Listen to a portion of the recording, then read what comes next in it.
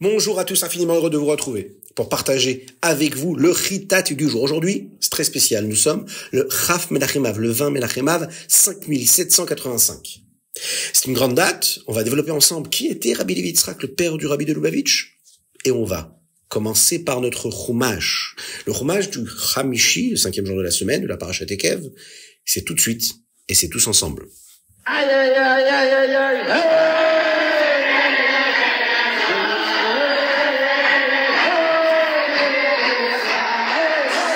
Alors oui, c'est la voix du Rabbi de Lubavitch, vous l'avez bien entendu, c'est la voix du Rabbi de Lubavitch qui chante le Nigun des Akafot, qui est considéré comme le Nigun du Rabbi Levi Yitzhak Schneerson Nishmato Eden, le père du Rabbi de Lubavitch. Alors on aura l'occasion aujourd'hui d'en parler, mais avant de commencer le Chumash, nous allons déjà parler un petit peu du Rabbi Levi Yitzhak. Le Rav Levi Yitzhak était le Rav de la ville Yekaterinoslav. Comme il n'a jamais cessé d'enseigner la Torah et les mitzvot au Ham Israël à cette époque-là, et d'ailleurs, même sous le régime soviétique, le gouvernement l'a puni, en l'exilant dans une petite ville appelée Chili. Même en exil, Rabbi Levi Yitzhak continua à écrire des enseignements de Torah, notamment des explications sur le Zohar. Comme il était impossible d'acheter du papier à Chili, il écrivait dans les espaces blancs autour des mots de quelques sfarim que le gouvernement l'avait autorisé à emporter. Il n'y avait pas non plus d'encre à Chili. La Rebbetzin Chana, son épouse, faisait bouillir différentes herbes et fleurs pour fabriquer de l'encre. Comme chaque mélange provenait de plantes différentes, les écrits de Rav Levi Yitzhak sont d'ailleurs multicolores. Les chassidim ont payé cher pour qu'il puisse être transféré dans une ville beaucoup plus grande et plus chaude. Mais il était très malade et il est décédé, malheureusement, là-bas, dans cette ville à Alma-Ata. Rav Levi Yitzhak a donné sa vie, a fait Messirut Nefesh, de manière extraordinaire en Russie pour répandre la Torah et les mitzvot. C'est à cause de cela qu'il est décédé jeune. Nous pouvons apprendre du père du Rabbi à avoir nous aussi la Messirut Nefesh en aidant chaque juif que nous pouvons, en lui enseignant la Torah et les mitzvot s'il ne connaît pas la Torah et les mitzvot, en faisant la Ahavat Israël. Cette Ahavat Israël, c'est le Messirut Nefesh qu'avait le Rabbi Levi Yitzhak. Beaucoup de ces enseignements ne sont toujours pas entre nos mains. Ils sont probablement encore quelque part en Russie. Le Rabbi a dit que si nous prenons la décision ferme d'étudier tous ces enseignements de la Chassidut dès qu'ils seront retrouvés, Hachem nous aidera sûrement à les retrouver très très vite.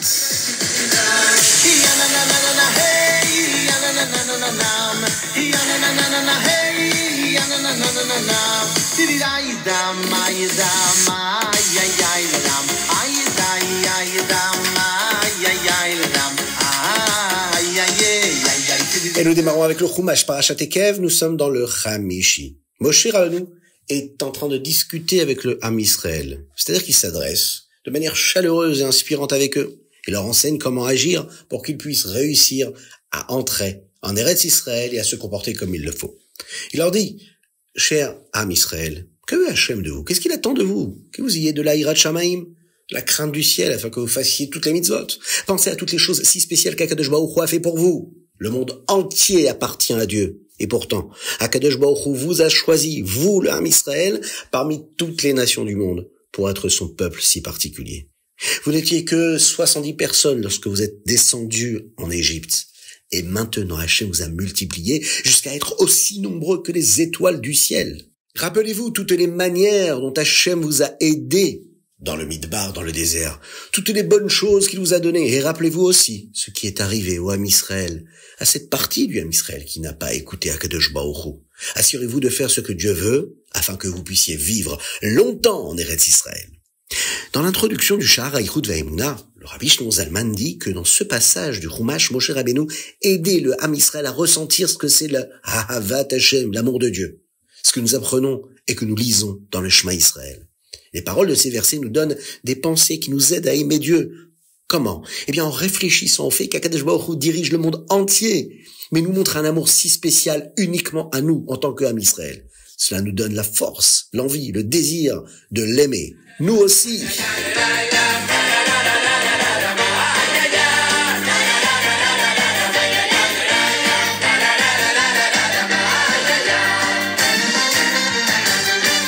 Tehillim. Aujourd'hui, nous lisons du 97 au 103, c'est-à-dire du Tzadik Zayin au Kouf Gimel. Il y en a beaucoup, mais ils sont intéressants. Dans l'un des chapitres d'aujourd'hui, nous avons un verset qui dit comme ça. Ariou Lashem Kol Haaretz, que toute la terre acclame Dieu. Dans la Chassidoute, il est expliqué que les mots Ariou Lashem Kol Haaretz sont les Rachetevot, c'est-à-dire les initiales du mot Halacha. Quand nous suivons la Halacha, la manière dont Akadosh Baruch Hu veut que les choses soient, c'est comme si le monde entier chantait Ariou Lashem, comme si que le monde entier chantait pour Akadosh Baruch Hu.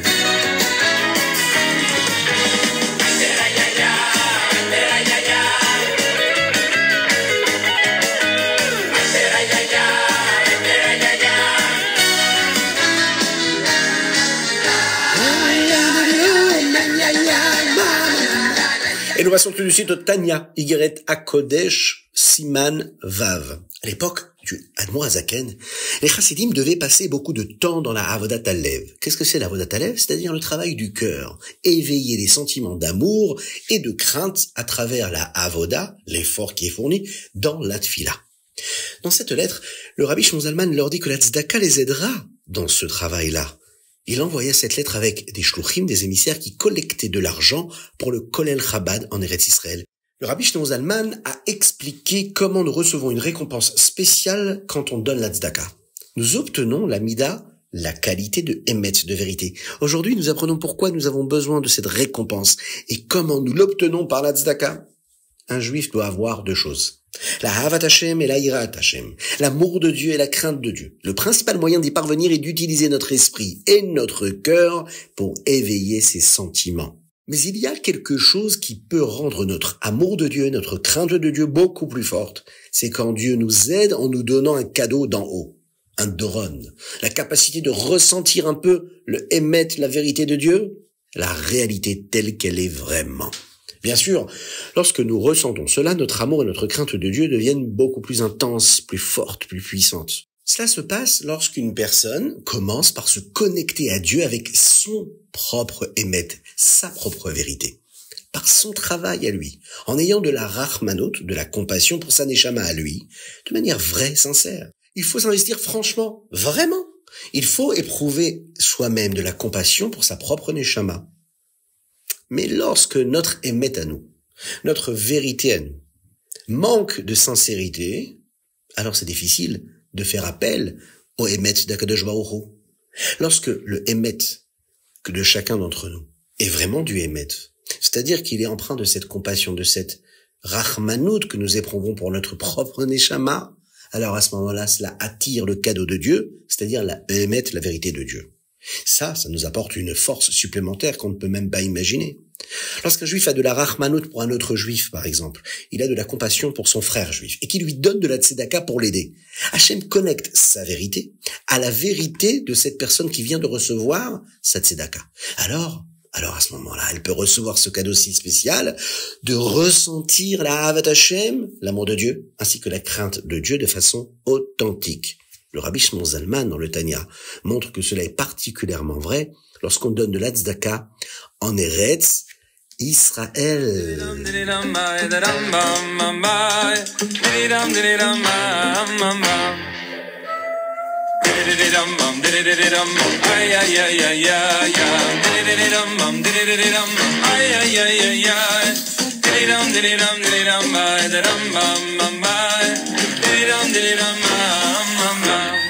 Et nous passons au Yom Yom. Aujourd'hui, nous sommes le Chaf Menachem Av. Aujourd'hui, nous allons apprendre que la mitzvah d'Ahavat Hashem, l'amour de Dieu et la crainte de Dieu, c'est une crainte qui est réelle pour Akadosh Baruch Hu. C'est quelque chose que nous devons aussi ressentir dans la matérialité, dans le physique, dans le matériel.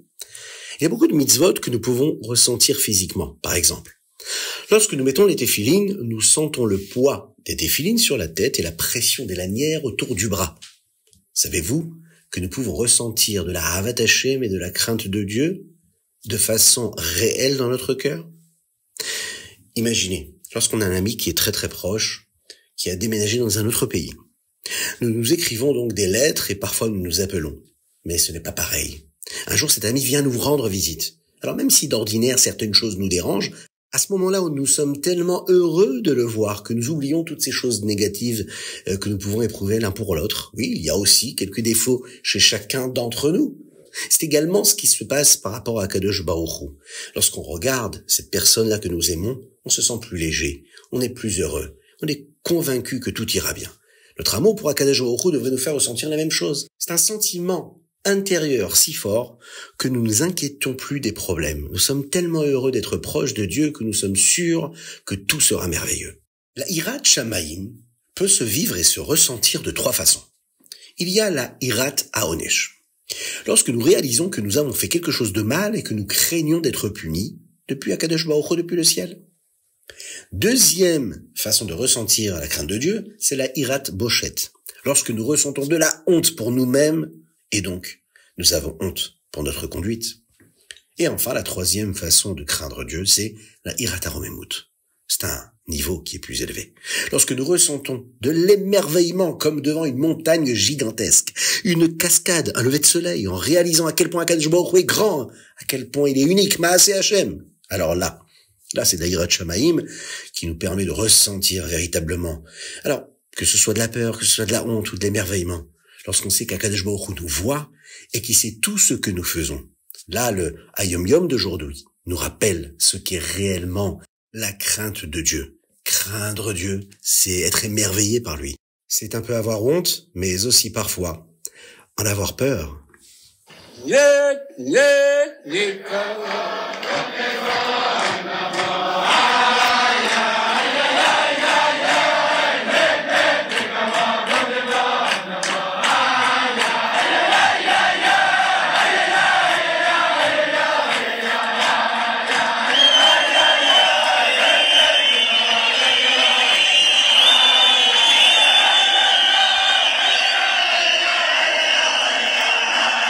Et nous passons au Rambam du jour. Aujourd'hui, nous en apprenons davantage sur la manière d'apporter les korbanot. Perek Vav. Ce Perek-là, ce chapitre-là du Rambam se lit comme une histoire. On y voit comment les Kohanim se lèvent tôt le matin et commencent leur avoda, le service de Dieu dans le Beit Hamikdash. Dans le Perek Zayin, le 7e chapitre, on y apprend comment apporter le korban spécial du Rosh Chodesh, les korbanot de Pessah et le korban Omer.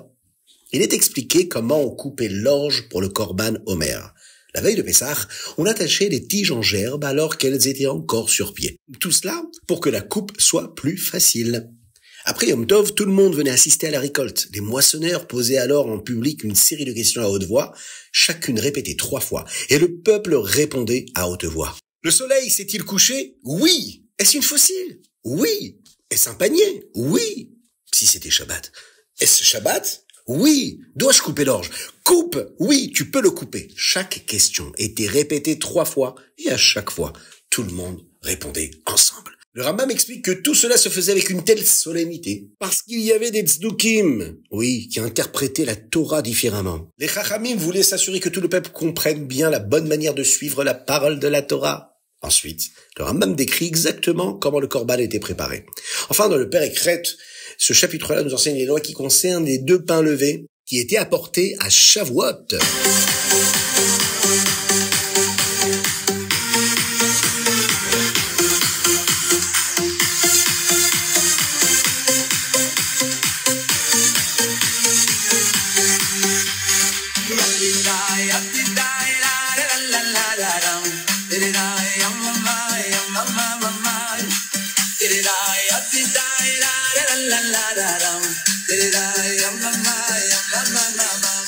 Et voilà, c'était le ritat du jour, mais on ne va pas se quitter comme ça aujourd'hui. On va raconter une belle histoire du Rabbi Levi Yitzhak. L'histoire se déroule en URSS en 1935, à une période où l'oppression soviétique atteignait son paroxysme. Le KGB considérait alors toute pratique ou activité juive comme contre-révolutionnaire et hostile au gouvernement. Une nuit, vers 23h, on frappa à la porte du Rabbi Levi Yitzhak Schneerson, le grand rabbin de la ville de Dniepropetrovsk. Une femme âgée entra dans l'appartement et d'un regard inquiet, elle balaya la pièce, s'assurant qu'il n'y avait là que le rabbin et sa famille. « Rav, dit-elle à voix basse, presque en chuchotant, je viens d'une ville lointaine, dont je ne peux révéler le nom. D'ici 1 heure, à minuit exactement, ma fille et mon gendre arriveront. Ils occupent tous 2 des postes élevés au sein du gouvernement, et leur venue ici comporte pour eux un danger considérable. Ce n'est qu'après les avoir longuement suppliés d'accepter de se marier selon la véritable tradition juive qu'est Dat Moshe Israël qu'ils m'ont donné leur accord. Cependant, ils ont posé une condition, que la choupa, la cérémonie de mariage, ait lieu ici, chez vous, cher grand Rav. Ils l'ont dit, ce sera nulle part ailleurs. Je suis venu plus tôt pour vous prévenir et vous laisser le temps de vous préparer. À minuit pile, le couple fit son entrée. Ils furent aussitôt conduits dans une pièce attenante à l'abri des regards. Le Rav commença alors à organiser la cérémonie et pour procéder à un mariage, il fallait impérativement qu'il y ait un minyan, c'est-à-dire la présence de 10 hommes juifs adultes. Or, à cette heure tardive, les rues étaient désertes, silencieuses, vides de toute personne. Où trouver 8 autres juifs, en plus du rabbin et du marié, afin de compléter le minyan nécessaire? Le mariage devait se dérouler ce soir-là, coûte que coûte. Le reporter n'était pas du tout envisageable, il fallait impérativement rassembler 8 hommes fiables, discrets, qui ne parleraient pas de ce qu'ils auraient vu. La vie du Rav était en danger, celle des jeunes mariés, celle de tous les participants en dépendait. Après une demi-heure de recherche, 9 hommes se tenaient déjà dans la pièce, il manquait encore une personne, le 10e homme. Que fit alors le Rav, le Rabbi Levi Yitzhak? Dans l'immeuble où il vivait, un jeune juif avait été nommé par les autorités comme responsable du comité du logement, et sa mission officielle consistait à surveiller les allées et venues suspectes dans l'immeuble, à épier les faits et gestes du Rav et à s'assurer qu'aucune cérémonie religieuse n'y soit célébrée, ni tfila, ni étude de Torah, quoi que ce soit. C'est à lui que le Rav envoya un messager lui demandant de venir immédiatement. Lorsque l'homme arriva, Rabbi Levi Yitzhak lui expliqua qu'il voulait qu'il serve de 10e membre du minyan afin de pouvoir officier le mariage juif de ce couple qui se tenait caché. « Moi » s'exclama-t-il, reculant comme s'il avait reçu une morsure de serpent. « Oui, toi » répondit fermement le Rav. Le jeune homme se précipita alors vers les fenêtres et ferma soigneusement tous les volets, puis s'assit, silencieux, observant chaque geste avec une grande attention. La rabbinite apporta une grande nappe qui servirait de dénuptiale pour la choupa. 4 des hommes présents se tenaient là, chacun à un coin, tels des poteaux vivants, tenant la toile au-dessus des mariés. Lorsque la ktouba, le contrat de mariage, fut rédigé, on fit sortir les mariés de leur cachette. Le visage de la mariée était couvert d'un voile, et le marié, craignant d'être reconnu, dissimulait lui aussi son visage. Ce jour-là, on n'alluma pas de bougies, par crainte que leur lumière ne trahisse la cérémonie. La mariée fit les 7 tours autour du marié, selon la coutume. Le Rav récita les bénédictions sur le vin et le khatan passa la bague au doigt de la mariée en prononçant la phrase « Harehat mekudeshet li » « Voici tu m'es consacré ». La cérémonie s'acheva, Siman Tov ou Mazal Tov. Il était alors 1h30 du matin. Les mariés quittèrent aussitôt les lieux, suivis par la plupart des participants. Seuls 2 hommes restèrent encore quelques instants. Ces 2-là étaient détenteurs de cartes du Parti communiste et sortirent leurs cartes de leur poche, les montrèrent au Rav et lui dirent, la voix chargée d'émotion: « Désormais, Rabbi, nous sommes à vos côtés et nous ne voulons plus nous éloigner de vous. Tout cela, dirent-ils en désignant leurs cartes, ne signifie rien pour nous quand nous sommes auprès de vous, honorable et cher Rabbi. »